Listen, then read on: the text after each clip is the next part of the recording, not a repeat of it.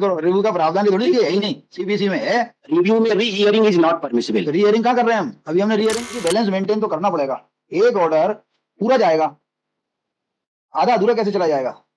एक ऑर्डर यदि गलत है, एक ऑर्डर जो आपके भी फेवर में था, आपके भी फेवर में था, इन्होंने अपने फेवर के ऑर्डर को समय पे यूज कर लिया, एंड व्हेन यू फाइल्ड 136 आपको पता लग गया था ना कि ये जो है ऑर्डर तकलीफ देगा आपको। भाई जैसे इन्होंने एग्जीक्यूशन पेश की और उसमें आपने 136 लगाई, तो आपको तुरंत लगा दिया। तो आपको ज्ञान हो गया था ना कि ये जो है इसमें जो 3 लाइनें हैं ये तकलीफ दे सकती हैं, और उसी का फायदा लेते हुए जो एग्जीक्यूशन में आए, तो you should have challenge that order, that 3 lines before the high court. तो फिर इस हाई कोर्ट को ये भी देखना पड़ेगा कि अब इनका क्या होगा। एक ऑर्डर जो है इनके फेवर का जो है वो हटा दिया, तो इनके खिलाफ वाला भी हल्के रेस्टोर करते हैं और कोर्ट को कहते हैं because court has passed this order without jurisdiction, the court is directed to decide this MCC MJC affair. Court नहीं दे सकती, कोर्ट को राइट ही नहीं करने तो 10 साल का बढ़ा दिया, एक विधि बढ़ाने का पावर नहीं है, उसको चैलेंज करते हैं या फिर कोर्ट में अदरवाइज तो उसको चैलेंज करते हैं। यदि इनको लगता है कि इनका खारिज हो गया, कोर्ट ने यदि एग्जीक्यूशन इनका सिंपलिसिटर खारिज, सॉरी एमजेसी सिंपलिसिटर खारिज कर दिया होता, तो ये हाईकोर्ट आते। इनको हाईकोर्ट से आने से रोक इसलिए लग गई कि उसने कहते तुम्हारा टाइम बढ़ गया। नहीं तो माना तो इसीलिए तो हमने जो वो साइटेशन दिया 54 का, उसमें आपकी कंसेंट से एमजेसी को हमारे एक मिनट, आपकी कंसेंट से उस एमजेसी को रेस्टोर कर दें।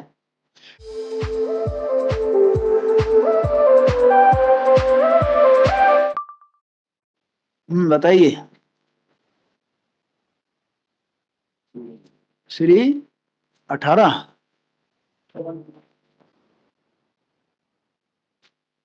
हाँ ठाकुर साहब बताओ।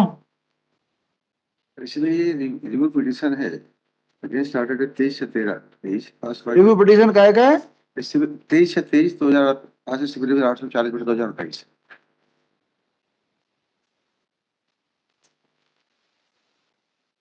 इम्पूर्ण ऑर्डर पेज नंबर 13 से चालू होकर 23 तक है।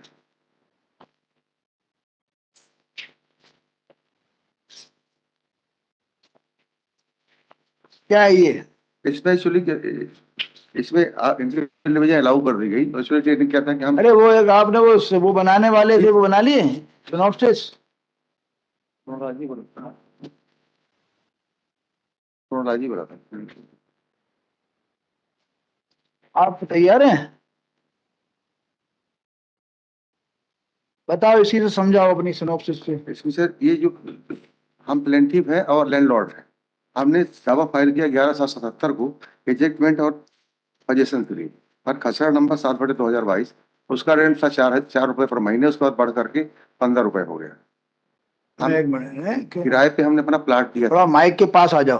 हाँ हाँ, हमने अपना प्लाट इनको किराए पे दिया था, खसरा नंबर 7/2022 222 282 जी, तो ना आपको 4 रुपए महीना के हिसाब से किराए पे दिया था। हाँ दावा दायर करने के समय पर उसका किराया 15 रुपए महीने हो गया था। ठीक है। जब भी कब्जा नहीं कर रहे थे, हमने उसको नोटिस दिया, नोटिस देने के बाद हमने दावा फाइल कर दिया एजेंटमेंट और रिकवरी ऑफ पेमेंट। वो दावा डिग्री हुआ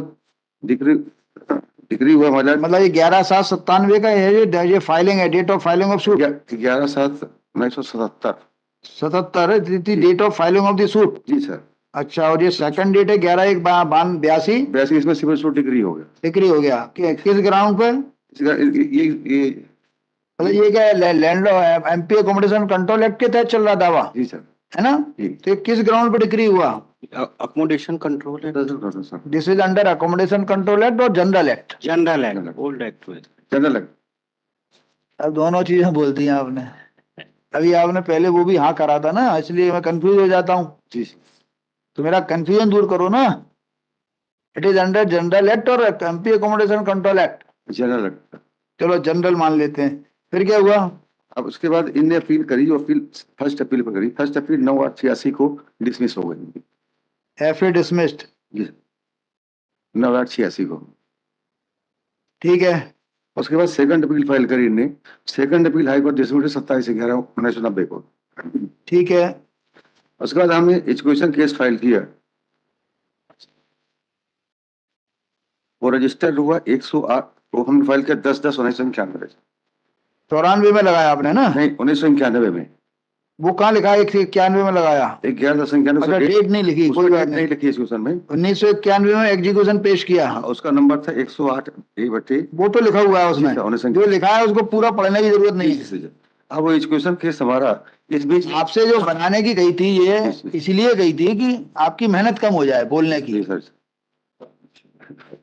हाँ, जो चीज लिख सकते हो उसको बोलने सर। की जरूरत क्या है।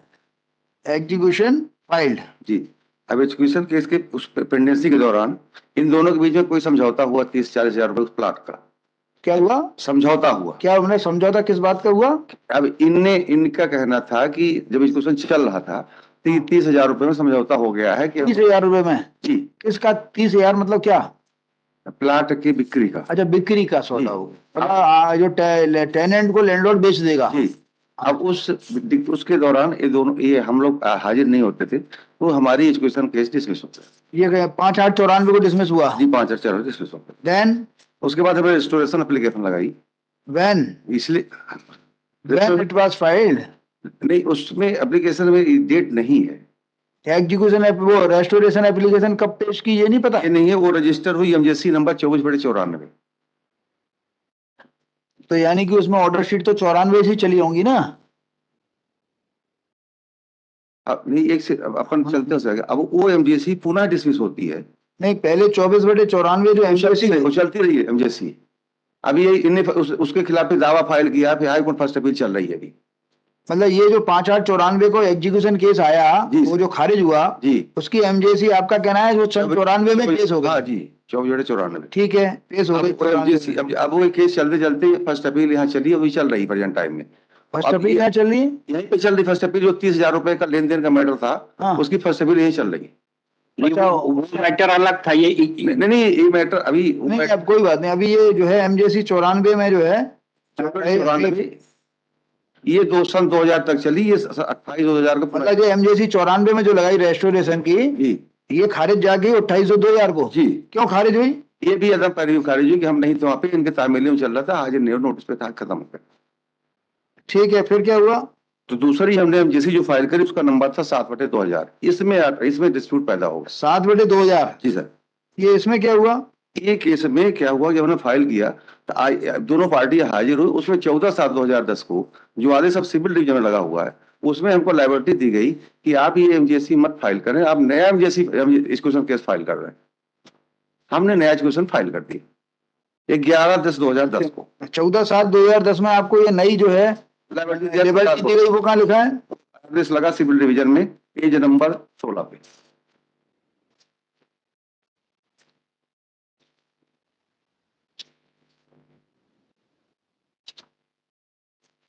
सिविल डिवीजन पेज नंबर 16 पे। जी सर, P1 ने फाइल किया था सिविल डिवीजन। पेज नंबर 14 से आर्डर से हाँ, हुआ है। 16 बोला हूँ। वो 14/7/15 से चालू हो रहा है। उसमें इनका कहना है कि नावेदक अभी तक आपत्ति की गई कि निष्पादन का प्रकरण एक बार निरस्त की दिया था तो प्रस्तावना नहीं हो सकती है, बल्कि नया निष्पादन प्रस्तुत करना पड़ता है, तब निरस्त किया जाए। निरस्त हो गया इनका वो। एक से निरस्त किया जाए लिखा हुआ है। अब इसके बाद यहाँ पे जो ये एजुकेशन के जो हमारे वकील साहब थे उनका कहता है कि नावदे सेक्शन न्यायालय नीचे लिखा है, नीचे 2 लाइन इसमें जो इन्होंने जो लिखा है आपने पढ़ा उसको? जी। इसमें उन्होंने लिखा है कि यदि वे नवीन जी निष्पादन प्रस्तुत करते हैं तो उसे इस आवेदन की लंबन काल में व्यर्थ समय की अवधि परिसीमा काल के अनुसार विचार में नहीं ली जाएगी। तो ये ऑर्डर तो आपके खिलाफ था। अब इसको इन्हें चैलेंज नहीं की। यही चीज विदाउट जुरिस्डिक्शन है। कोर्ट एक्चुअली 12 साल के अंदर ये चाहें तो जितनी बार एग्जीक्यूशन केस लगा सकते हैं, लेकिन 12 साल से एक भी दिन। 12 साल कौन से व्यतीत हो गए इनके, वो तो बताओ। पूरा हो गया था। कौन सा पूरा हो गया? वो तो पूरा इम्प्यून्ड ऑर्डर देख लें जिसमें इनका क्लियर हो जाएगा। इनका काउंटिंग आप देखिए जी। आप देखिए कि ये 27/11/90 को सेकंड अपील खारिज हुई। हाँ, तो इनको जो फाइल कर एग्जीक्यूशन पेश हुआ 1991 में और खारिज हो गया 94 में। जी। 94 के बाद इनका एक एग्जीक्यूशन जो है वो खारिज हो, वो रेस्टोरेशन खारिज हुआ सन 2000 में। उसका रेस्टोरेशन लगाया इन्होंने शायद फिर। जी 7/2000 चलता रहा। 7/2000 उसमें आदेश से हो रहा है। ये उसमें ये आदेश हो गया। ये भी इनका खारिज हो गया 14/7/2010 को। हाँ, तो इसमें ये जो कोर्ट ने लिख दिया, नीचे लिखा है ना, पुनर्स्थापना से ही आवेदन रेस्ट किया भाई जाता है। यदि अदरवाइज तो क्या होता। अब उसके बाद उन्होंने एग्जीक्यूशन लगाया इन्होंने उसके बाद एक मिनट से पहले समझ तो लेने दो। जी जी जी उसके बाद इन्होंने एग्जीक्यूशन लगाया। एग्जीक्यूशन लगाया, हाँ। वो टाइम बार्ड था, वो 12 साल से। कोर्ट ने ये लिख दिया, इसका क्या करें? ये ऑर्डर विदाउट जुरिस्डिक्शन था। तो इसको आप चैलेंज हाँ, करते हैं। ये इसको हमने चैलेंज किया, इसी में सिविल रिवीजन में हमने चैलेंज किया। सिविल रिवीजन अभी जो कर सकते हो क्या इसमें सिविल रिवीजन में चैलेंज? वो ऑर्डर एज पर भी सेटल्ड ला। आज जैसे कि हम यहाँ पर कोई भी कई बार ऑर्डर करते हैं कि साहब ये आप दीवानी दावा कर दो, इसमें जो है ये आड़े नहीं आएगा, या वहां चले जाओ, अब इसमें लिमिटेशन आड़े नहीं आएगी, तो उस बात की कोई वैल्यू नहीं होती क्या? सर उसमें साइटेशन था सुप्रीम कोर्ट का कि यदि कोई ऑर्डर विदाउट जुरिस्डिक्शन है तो वो विदाउट जुरिडिक्शन नहीं है जी। रियलिटी है नहीं, इसमें कोर्ट को पावर नहीं तो था। इसके खिलाफ नहीं कर पावर नहीं था ये तो आप टेनेंट थे उस समय, बोलते साहब ऐसा मत करो, उसको चैलेंज करते तुरंत। 12 साल से एक भी दिन बढ़ाने का लिमिटेशन 12 पावर। साल आपके कहाँ से शुरू हो रहे हैं जी बताओ? 12 साल पूरा होगा 27/11/90 को इनकी सेकंड अपील डिसाइड हुई है। हाँ। और 27/11/90 से 26/11/2002 तक ही आवेदन प्रस्तुत हो सकता था। 26/11/2002 को 12 साल हो गए। 26/11/2002 को 12 साल हो गए। 12 साल हो गए। ये जो इनकी जो खारिज हुआ रेस्टोरेशन आवेदन, वो जो है सन 2000 का, वही तो जाके इसमें डिसाइड हुआ है। ये खारिज हुआ ये लिखा ना कोर्ट ने भाई, सन 2000 का इनका जो आवेदन था, वो कोर्ट ने कहा कि हम इसको खारिज करते हैं, आप तो फ्रेश एग्जीक्यूशन लगा दो, और ये the limitation period which was taken in this MJC shall not be considered for the purpose of counting the limitation, ये लाइन लिखी है ना। जी हाँ, इनके प्रेजेंस में आदेश। वो पावर नहीं था कोर्ट को करने तो ये उसके फिर इसके बारे में क्या हुआ? अभी ये केस चला रहा है। अभी इसके बाद हुआ नोटिस होता है इसको, इन्होंने फिर आकर के उस एग्जीक्यूशन में ने आप एग्जीक्यूशन लगाते हैं, इन्होंने एग्जीक्यूशन लगाया। आपने एग्जीक्यूशन कब लगाया? हमने लगाया सर, ये डेट है इसकी 11/10/2010। तुरंत इन्होंने लगा दिया, तो हमने उसमें 10/2010 जी अनुजर 7/10 का आदेश है। आपने इसमें लिखा क्यों नहीं? आपको ही बोला गया था, इसमें क्यों नहीं लिखा आपने? आपसे पूछना पड़ रही है फालतू बातें। आपको कहा था सिनॉप्सिस बना के दो, इसमें लिख के दीजिए, आपने क्यों नहीं लिखा? ये आइटम नंबर 10 में तारीख, जो तारीख मालूम है आपको, 14/7/10 के नीचे लिखना चाहिए थी ना आपको। 14/7/10 को जो ऑर्डर हुआ है, इसके परसुएंस में आपने एग्जीक्यूशन पेश किया। When it was filed you have not mention. कौन सी डेट को पेश किया? 11/10/2010। 11/10 और इसके बाद जो इन्होंने हाजिर हुए, उसके बाद इनको नोटिस हो जाए, फिर A2 लगा हुआ ये है। हाजिर हुए, हाली में नोटिस लगा है। हाँ हाजिर हुए, हाजिर पे इन्हें एप्लीकेशन लगाई सेक्शन 136 की। हाँ, और ऑर्डर 63 हाँ वो खारिज हो गई। वो खारिज हुई ट्रायल कोर्ट ने। उसके रिवीजन में आए, उसका रिवीजन में ट्रायल कोर्ट ने माना कि अकाउंट वहीं से होगा। इस ट्रायल कोर्ट के इस ऑर्डर का क्या करें? Trial court while dismissing the restoration application granted liberty to file fresh execution. आप उसको चैलेंज करते हैं कि साहब, और आपकी प्रेजेंस में हुआ है ये। हाँ, इन्हीं आपत्ति लगाई। इसमें सिविल रिवीजन में हमने दोनों ऑर्डर को चैलेंज किया माइलॉर्ड, और ऑनरेबल सकते हो ना, ऑनरेबल कोर्ट में दोनों आदेश के बारे में पूरे ऑर्डर में लिखा है। काइंडली सी दी ऑर्डर शीट माइलॉर्ड। नहीं जो फाइनल जजमेंट यहाँ से हुआ है ऑनरेबल कोर्ट से, वो आप देख लें। इस सिविल रिवीजन का ये जो आदेश 10 का है ने सिविल रिवीजन 2019 से फाइल करी। 9 साल तो उसका डिले, कोई एप्लीकेशन दिया नहीं कि हमने इसको, अगर उसको चैलेंज मानते हैं उसमें कुछ नहीं लिखा है। 14 साल से 9 साल बाद फाइल। पेज नंबर 35 में ऑर्डर है, आप इसको देख लें पहले। पेज नंबर 35 में, हाँ, पेज नंबर 35 में जो हमारा एप्लीकेशन डिस्मिस किया था उसमें ऑर्डर है माला।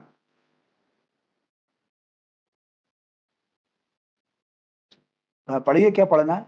प्रकरण के अवलोकन से दर्शित है कि डिक्रीदार द्वारा प्रकरण क्रमांक 100 में पारित निर्णय एवं डिक्री दिनांक 11/1/82 के निष्पादन हेतु प्रस्तुत किया गया। यह भी स्पष्ट है कि उक्त प्रकरण क्रमांक 100 के विरुद्ध प्रथम अपील 9/8/88 एवं द्वितीय अपील 27/11/90 में प्रस्तुत की गई। उक्त स्थिति में अनुच्छेद 136 परिसीमा अधिनियम के अनुसार द्वितीय अपील में पारित आदेश दिनांक 27/11/90 से इजराय प्रस्तुति किए जाने की तिथि की गणना की जानी चाहिए। डिक्रीदार द्वारा मूल इजराय वर्ष 91 में प्रस्तुत किया गया था। उक्त इजराय प्रकरण क्रमांक 100 दिनांक 5/8/94 क्या है इसके अंदर एक समस्या जा रही है। यदि इस ऑर्डर को आप टाइमली चैलेंज कर देते तो हो सकता है इनका वो केस ये भी चैलेंज करते और रेस्टोरेशन का जो है इनको दोबारा मौका मिल जाता है। अब ये तो कहीं के नहीं रहेंगे।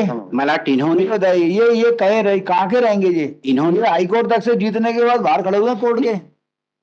इन्होंने तुरंत ये हाई कोर्ट तक से जीतने के बाद कोर्ट की गलती से बाहर खड़े हुए हैं ना, ये माना जाएगा। इन्होंने तुरंत फाइल कर दी फ्रेश एप्लीकेशन फॉर एग्जीक्यूशन। तो क्या करते हैं, इनको लिबर्टी दे दी उसने। उसमें उसमें हमने ऑब्जेक्शन रेज कर दिया कि 12 साल से ऊपर हो गया। उसमें ऑब्जेक्शन थोड़ी होगा, वो ऑर्डर आप जैसे ही इन्होंने एग्जीक्यूशन पेश की at the same time you should have filed that जो भी रिवीजन वगैरह ऑर्डर विदाउट जुरिस्डिक्शन यदि है, there are any order passed by the court even if it is illegal without jurisdiction nullity and it can be challenged nullity. Here and anywhere, my lord. I have filed the judgment of this honorable court. Kindly see the order, my lord. पूरा order देख लें आप। कौन सा order? ये जो honourable court का merit पे ऑर्डर हुआ है, बाई पार्टी ऑर्डर है, मेरिट पे ऑर्डर है। तो मेरिट पे है इसलिए तो बोल रहा हूँ कि ये तो वो गलत हो जाएगा ना। You did not challenge that with in limitation. उस ऑर्डर को भी ऑनरेबल कोर्ट ने सेटिस्फाइड किया है। काइंडली आप सी सोचिए 14/7/2010 के ऑर्डर को सेटिस्फाइड करोगे तो फिर पूरा करो। अब इनको लिबर्टी दे देते हैं, रेस्टोरेशन जिंदा करो। फिर 14/7/2010 का ऑर्डर यदि आप सेटिस्फाइड करोगे 20 साल को 10 साल बाद एक्सटेंड हो जाएगी। तो फिर इनकी वो रेस्टोर हो जाएगी। अभी बात तो सुनिए आप, this is a review document तो रखिए। This is a review petition my lord. तो अरे सुनिए तो 14/7/2010 के अंदर ये वो ऑर्डर, आधा ऑर्डर इनके पक्ष का था, आधा खिलाफ का था। 14/7/2010 का ऑर्डर यदि पूरा जाएगा तो there restoration will be restored. भाई मुझे बताओ, आपकी बात मान लेते हैं कि ये जो लाइन है, 4 लाइनें ये खिलाफ हैं, तो फिर ऊपर वाला रेस्टोर नहीं करोगे? उस केस को रेस्टोर कर दो। चलो नहीं किया ना कोर्ट ने, हम कर देते हैं, फिर निरस्त किया ना कोर्ट ने। साथ में इस ऑर्डर के साथ में वो रेस्टोर नहीं करोगे तो इसको क्या रेमेडी रहेगी? इनका वो या तो भाई देखिए, या तो इनको एग्जीक्यूशन पेश करने का मौका दो उस ऑर्डर की लाइट में। यदि आप बोलते हो कि उसमें 2 लाइनें गलत लिखी हैं, विदाउट जुरिस्डिक्शन है, तो फिर ऊपर वाला ऑर्डर हल की हल खत्म करके इसकी वो रेस्टोर करो। तो इनका एग्जीक्यूशन तो 4-5 बार खारिज हुआ वहां से। वो तो आदतन अपराधी हैं, तो लेकिन इनको ये थोड़ी है कि इनको जो है फांसी की सजा दे दी जाएगी। फांसी नहीं मलाट, इनके ऊपर कॉस्ट लगा देती। मलाट this is a review petition मलाट। आदतन अपराधी और 323 करता हो, कभी 325 करता हो, कभी 100 कौन सा होते हैं छोटे छोटे अपराध, वो करता हो तो उसको क्या फांसी की सजा लगाई दी जाती है? लेकिन मलाटी ये दे दिया जाता 1000 रुपए का, 2000 रुपए का आप लगवा देते हो। ये तो इनको अपील में आना चाहिए। ये रिव्यू पिटीशन में आए हैं, रिव्यू पिटीशन में अपील वाली रिलीफ नहीं दी जा सकती। वो तो हम तो रिव्यू में बहस कर रहे हैं सर। अभी तो हम मेरिट की बात कर रहे थे, अभी आप वो भी करिए, अभी आप ये भी बात करिए, सारी बहस करिए आप जी। लेकिन प्राइमा फेसी ऐसा लग रहा है, इसको कहाँ भेजोगे? This court can not sit in appeal मलाटी। अपील थोड़ी यही आता है, पिटीशन है। भाई बताइए, 2010 का ऑर्डर आपने लेके 2020 में सेटिस्फाइड कर दिया, किस आधार पर? राउंड है बताइए। Kindly C paragraph 3 of the order Mala. Paragraph 3 पढ़िए। पैराग्राफ 3 से पढ़ देता हूं मैं। Counsel for the applicant submit that the executing court are not appreciating the material facts available on record in its proper perspective. It is also submitted that on one hand, the learned execution court by the order dated 14/7/2010 dismissed the application for restoration of execution case number so and so, and on the other hand granted liberty to the respondent number 1 decree holder to file fresh application for execution of decree. Therefore the impugned order is illegal, arbitrary. It is further submitted that the execution court has failed to appreciate the provision of Article 136 of the Limitation Act as well as the law laid down by the Honorable Apex Court in this regard, and rejected the application filed by the applicants of the judgment date as filed under Article 136 of the Limitation Act 1963, read with order 21/63 of CPC. It is further contended that the fresh application for execution of a degree was clearly filed beyond the period of limitation. Article 136 of the Limitation Act provides a period of 12 years for filing an application for execution of a decree, and the fresh application was filed on 11/10/2010, which was beyond the period of limitation. In spite of that, the execution court, the impugned orders dated 14/7/2010 and 16/9/2019, which are not sustainable in the eye of law, In support of his contentions, counsel for the applicants has placed reliance on the judgment of Honorable Apex Court in the case of so and so, and the judgment passed by this court in the case of so and so. ये 1954 Supreme Court है माला 340. Chaman Paswan and others, and in the case of so and Bherilal, and in the case of so and so, wherein Honorable Apex Court has held that it's the fundamental principle that a decree passed by a court without jurisdiction is a nullity, and its invalidity should be set up whenever and wherever sought to be enforced or relied upon even at the stage of execution and even in मुझे legal proceeding. ये जो nullity वाला principal कौन से matters में लगता है? Nullity वाला मैटर तब लगता है when the court has no jurisdiction about subject matter. जैसे कि मान के चलो तहसीलदार का काम जो है सिविल कोर्ट कर दे या सिविल कोर्ट का काम तहसीलदार कर दे, दैट इज नलिटी. लेकिन ये एग्जीक्यूटिव कोर्ट जो थी उसको अधिकार तो था उसके. अरे सुनना ही नहीं है. लिमिटेशन बढ़ाने का पावर नहीं था. कानून में 12 साल का लिमिटेशन है. ये जो नलिटी शब्द आता है ना, nullity in respect of the orders, in respect of the orders of the judicial authorities और क्वासी जुडिशियल अथॉरिटीज, जुरिडिक्शन का और नलिटी का प्रश्न जब जब आता है तब ये कहा जाता है कि इफ द कोर्ट और that authority is not having jurisdiction over that subject matter then that is nullity. जैसे कि हम यहाँ बैठे हैं और हम जो है कोई दूसरा केस कहीं का भी बुला कर डिसाइड करते हैं तो दैट इज नलिटी. लेकिन एग्जीक्यूटिव कोर्ट के अंदर तो उसको जुरिडिक्शन था उस काम को करने का. अब वो जो लाइन उसने गलत लिख दी, नहीं समझे, वो लाइन गलत लिख दी, उसको नहीं लिखना चाहिए थी ऐसा आपका कहना है. लेकिन एग्जीक्यूटिव कोर्ट के सामने जो मैटर था उसको सुनवाई का अधिकार तो उसी का था. नहीं था तो मेरी बात से सहमत है आप? जी जी. उसमें जो लाइन उसने गलत लिख दी तो वो ऑर्डर विदाउट जुरिडिक्शन यदि आप बोलते हैं तो ये पूरा विदाउट जुरिडिक्शन है. ये थोड़ी होगा पीस मील में विदाउट जुरिडिक्शन है. मेरी बात यदि इस ऑर्डर को हम विदाउट जुरिडिक्शन बोलें तो it will go in its entirety. तो उधर इनको जो फायदा ये मिलेगा, इनका जो केस जो खारिज हो गया उस कोर्ट की वजह से, उस कोर्ट के व्यू की वजह से वो रेस्टोर हो जाएगा. एक समस्या भी तो समझो साथ में. जुरिडिक्शन ठीक है, 2 लाइनें लिख दी जाती हैं, order is without jurisdiction is nullity. तो विदाउट जुरिडिक्शन कहाँ है ये? The executive court was having jurisdiction over the matter in which he passed the order. Order is wrong. You are saying order is wrong. If order is wrong, then it is required to be challenged before the concerning court, superior court. तो उसको हमने इसमें इस civil division 10 साल बाद challenge किया उसको आपने. यदि आप उस 10 को 10 साल बाद चैलेंज कर रहे हो और मान लो court is of the opinion की सेटिस्फाइड करते हैं उसको, तो भैया इनका भी तो जो है राइट रखना पड़ेगा साथ में. ये तो कोर्ट के बाहर भेज दिया आपने. ऐसा मुझे प्राइमा फेसी लग रहा है. अभी मैंने पूरा नहीं पढ़ा. इसमें ढेर सारी जो सामने ऑर्डर रखा है, ऐसे तो हमारे केसेस में भी कई सारे ऑर्डर, ढेर सारे साइटेशंस दिया था मैंने. साइटेशन, ढेर सारे साइटेशन तो बहुत बन रहे हैं. 54 से अभी तक कई बन गए होंगे. 54 का आपने पढ़ा. 54 के बाद हम आज 2024 में आने वाले हैं, साल भर बाद, वो महीने पर 15 दिन बाद. तो साइटेशन तो आते जाते रहते हैं, उसकी कोई बात नहीं है. लेकिन एक लैंडलॉर्ड जो हाई कोर्ट तक से जीत गया, उसको एक एग्जीक्यूटिव कोर्ट की गलती की वजह से या हाई कोर्ट की गलती की वजह से बाहर तो रोड पर नहीं खड़ा किया जा सकता. If you say that order in 3 lines were wrong, that should have been challenged at the relevant point of time. Court ने ये लिख दिया कि कोर्ट ने यही लिखा है ना, इट वाज विदाउट जुरिडिक्शन. कहाँ लिखा है बताइए? ये तो हमारा कंटेंशन लिखा है कोर्ट ने ये भी तो लिखा होगा, it is without present case finding recorded by the executive court in its order dated so and so without jurisdiction, hence accordingly a nullity as per the settled law. There is a clear लिखा है nullity. Court ने भी तो लिखा होगा मराठी. इसमें फिर पूरा डिसाइड किया है. क्या डिसाइड किया है कोर्ट ने? 136 के बारे में पूरा लिखा है. इसके बारे में कोर्ट ने कहा लिखा है कि वो विदाउट जुरिडिक्शन है दैट ऑर्डर. 136 सेक्शन 14 के बारे में भी ऑनरेबल कोर्ट ने लिखा है. तो अब क्या होता है कि वो जो ऑर्डर है, वो जो इनको टाइम देने का ऑर्डर है कि they can file the fresh execution, that is without jurisdiction. ये कहाँ लिखा है?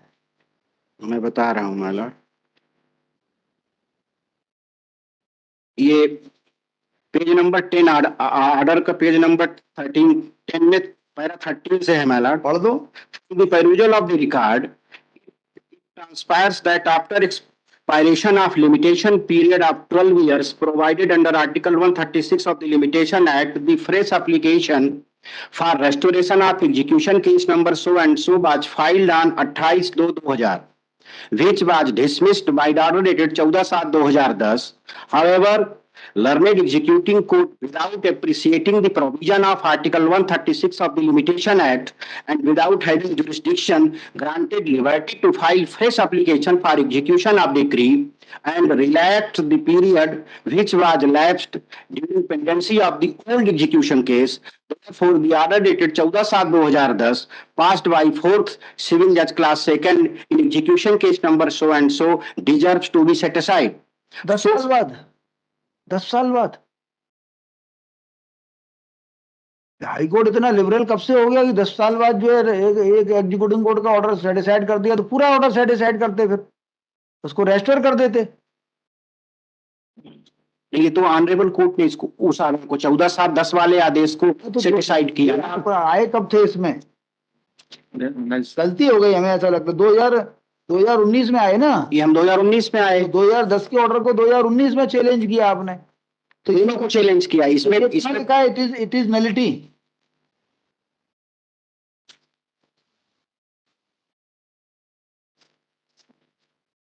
ये कहाँ लिखा है इट इज नलिटी? मैं आपकी बात, कोर्ट ने कहाँ लिखा है कि भाई देखिए, if an order is nullity then it is remains nullity, it is not required to be challenge. ये उसके पहले पूरा लिखा नहीं, शुरू के पैरा में पूरा विचार करेंगे, पूरा आर्गुमेंट लिखा ऑनरेबल कोर्ट ने, देखेंगे, है ना। दूसरी चीज साइटेशन वगैरह तो नहीं देना आप? नहीं, मेरे पास है साइटेशन। मालाट इसमें ये है कि this is a decision of division bench of this honourable court, मालाट। There is no any error apparent on the face of the record, my lord. So this court cannot interfere in a review petition, my lord. This is a bi-party order, my lord. There is no any scope of review. The revision order passed by this honorable court. इसलिए कि जब देखे error apparent दिखे तो उसको review grant करो। Review का प्रावधान थोड़ी है ही नहीं, सीबीसी में है। रिव्यू में री-हियरिंग इज नॉट परमिसिबल। तो री-हियरिंग कहाँ कर रहे हैं हम? अभी हमने री-हियरिंग नहीं करी, हम तो कह रहे हैं वो नलिटी कहाँ है। 2000 आपका जो आपने जो ऑर्डर किया क्या है कि देखिए बैलेंस मेंटेन तो करना पड़ेगा। एक ऑर्डर पूरा जाएगा, आधा अधूरा कैसे चला जाएगा? एक ऑर्डर यदि गलत है, एक ऑर्डर जो आपके भी फेवर में था, आपके भी फेवर में था, इन्होंने अपने फेवर के ऑर्डर को समय पे यूज कर लिया। And when you file 136 2019 file कर दिया,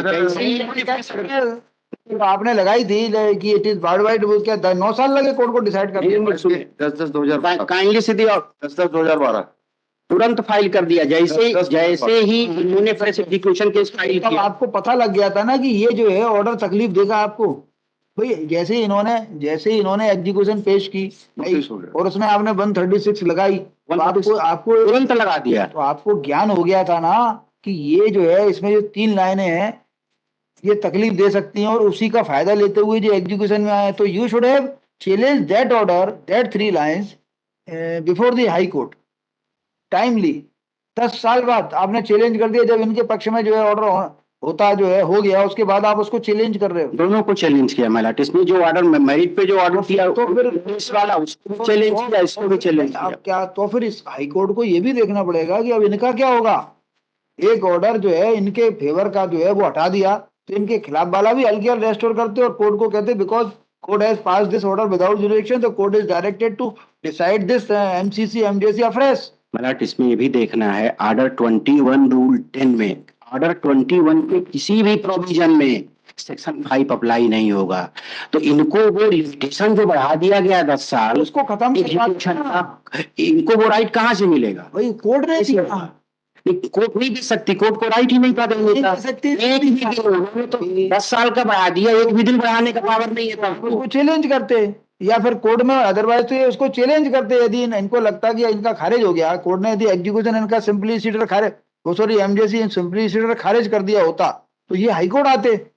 इनको हाईकोर्ट से आने से रोक इसलिए लग गई कि उसने कहते हैं तुम्हारा टाइम बढ़ गया। नहीं तो मारा, तो इसीलिए तो हमने जो वो साइटेशन दिया 54 का, उसमें आपकी कंसेंट से एमजेसी ऑर्डर मारे, एक मिनट, आपकी कंसेंट से उस एमजेसी को रेस्टोर कर दें। लेकिन कैसे रिस्टोर होगी वो देखेंगे, फिर हो गया है भाई कुछ तो बताना पड़ेगा आपको, अभी आधा अधूरा में तो गड़बड़ है। रिव्यू में नहीं होगा ये जो हमने साइटेशन दिया है, देखेंगे काय में होगा जी, हम देखेंगे। हमें ऐसा लग रहा है कि ऑर्डर गलत है, हम तो आपसे बोल रहे हैं। This court can not sit in A appeal my Lord. तो देखेंगे हम बैठेंगे कि नहीं बैठेंगे अपील में। This shall be decided by the supreme court. हमारा ऑर्डर गलत है सही है, जब सुप्रीम कोर्ट तय करेगी ना, आप तो अपनी बहस करिए।